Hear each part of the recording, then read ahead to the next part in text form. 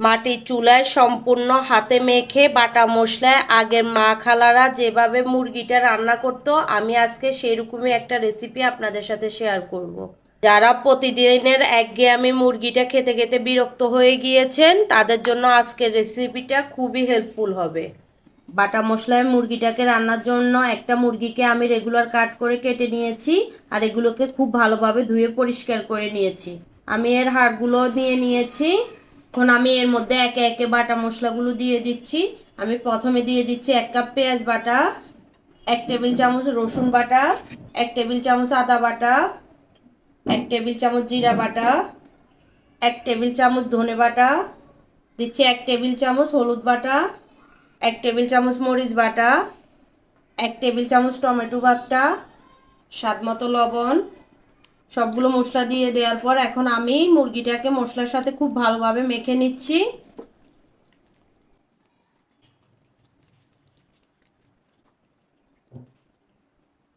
মশলাগুলো দিয়ে মুরগিটাকে খুব ভালোভাবে মেখে নেওয়ার পর এখন আমি এর মধ্যে দিয়ে দিচ্ছি কিছু আলু।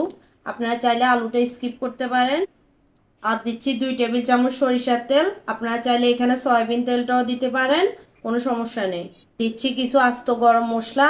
গরম মশলার মধ্যে আমি 4-5টা এলাচ, 2টা তেজপাতা, 2-3 টুকরা দারচিনি দিয়েছি।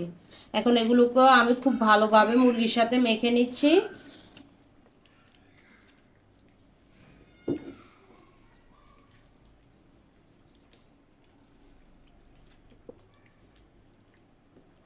সবগুলো মশলা খুব ভালোভাবে মেখে নেওয়ার পর এখন মুরগিটাকে আমি একটা সাইডে 15 থেকে 20 মিনিটের জন্য রেখে দিব, যেন মশলাটা মুরগির মধ্যে খুব ভালোভাবে ঢুকে।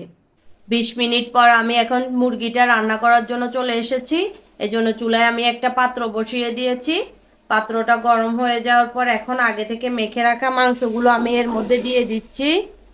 এখন আমি মাংসের বাটিটা ধুয়ে এর মধ্যে সামান্য পানি দিয়ে দিচ্ছি। পানিটা দেওয়ার পরে মাংসটাকে এখন আমি নেড়েচেড়ে একটু মিশিয়ে নিচ্ছি। এখন চুলার আঁচ মিডিয়ামে রেখে আমি একটা ঢাকনা দিয়ে ঢেকে মাংসটাকে খুব ভালোভাবে কষিয়ে নিব। কষিয়ে নেওয়া হোক, তারপর আপনাদেরকে দেখিয়ে দিচ্ছি।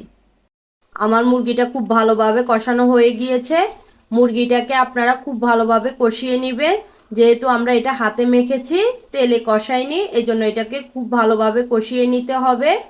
আর আমি ঢাকনাটা খুলে মাঝে মাঝে মুরগিটাকে একটু নেড়ে দিয়েছি, যেন এটা পাতিলের নিচে না লেগে যায়।